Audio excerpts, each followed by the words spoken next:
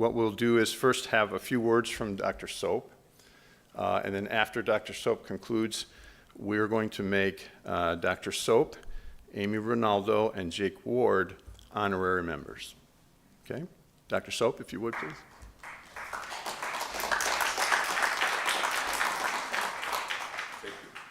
Thank you, Rush.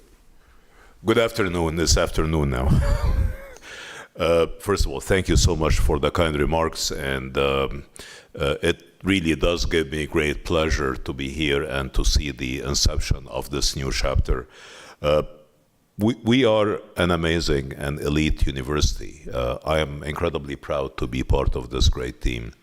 Not only are we one of these 13 universities across the country that are technological by name, vision, and mission, comprehensive doctoral, and also private in our case, we are a university that thrives in educating the next generation of eminent engineers and scientists and professionals in so many fields, and also ensures that all of our students, when they get out from Lawrence Tech, are ready to work from day one in great careers, wonderful jobs with high-paying salaries.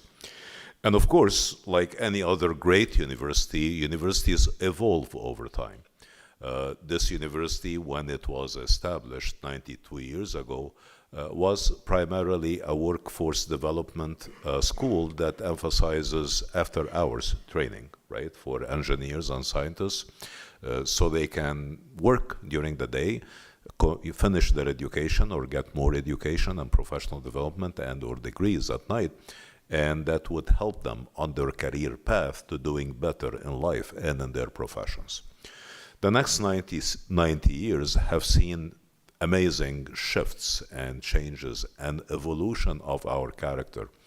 These shifts have happened, but at the same time, we did preserve our theory and practice model.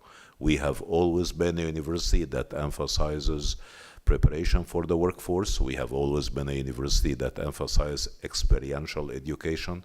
We have always been a university that assured that its students within the various degree programs not only receive the theory or the theoretical education, but also receive the required training to be productive professionals in a myriad of different types of industries. And of course, through the previous administrations of this last 92 plus years, we've seen changes on campus. We have evolved to be a residential campus. We have evolved to be a campus that has a thriving athletic program. Our facilities have seen dramatic changes in the last, not that many years, 20 or 30 years. I always tell my colleagues the very last time I had been on this campus, before I came to interview for the provost job in 2020, when Bruce took me on a wonderful tour of the campus, was 30 years earlier than that as a graduate student attending a conference. And I was actually stunned because, of course, it was a completely different campus than the one that I saw in the early 90s. And you would think 30 years in higher education or 30 years is a very long time for substantive changes and institutional evolution, not in higher education. Higher education moves much slower than industry. But we have been, as we always say, we have been moving at the speed of thought, as they say in Lawrence Tech. Changed to be a residential campus. And of course, the last 3 or 4 years, and that was started actually by my predecessor, Dr. Mudgal, we have seen a significant shift towards research, scholarship, innovation, working on problems of significant intellectual merit and broader impact in all the disciplines. And that expansion and evolution in our research, creative practices, and scholarship across the campus has literally been exponential in the last 3 or 4 years. 4 years, our annual research expenditure, which is a very typical measure of intellectually meritorious projects being done on campus, that expenditure was less than $500,000 a year. I mean, that was a typical volume. You all know I'm a numbers guy. that number, research expenditures on campus from institutional grants, sponsored research grants, industry support, etc., last year was close to $12 million. And this literally happened in 3.5-year period due to the amazing efforts and incredible work of our faculty, our students, and of course the support that the administrators and staff provided to make it happen. Our total annual production in terms of the acquisition of grants last year was about $13 million total in approved grants. The expenditure was close to 12, and we are anticipating that this year this number will increase.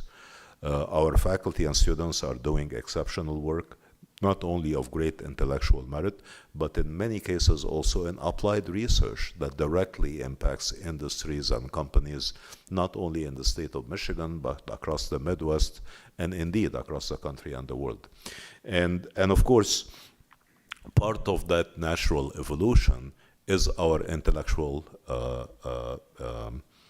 is our patent portfolio and the work that the National Academy of Inventors is going to be supporting on this campus. We're seeing a movement by which, in which faculty members are not only publishing great scholarly works and journal papers and conference papers jointly with their students, but we're seeing many instances in which really significant intellectual property is being produced on campus, and we're seeing faculty and students getting excited about taking the alternate route in innovation, the route where they can actually file for patents and or trademarks and actually try to seed fund some of these projects and try to eventually go through IP commercialization and doing something very impactful with their inventions. So I'm truly grateful for the fact that we have this new incipient National Academy of Inventors chapter on campus, and I have absolutely no doubt that it will have a significant impact on the development of intellectual property on campus and enriching this thriving ecosystem of innovation and creativity happening at Lawrence Tech.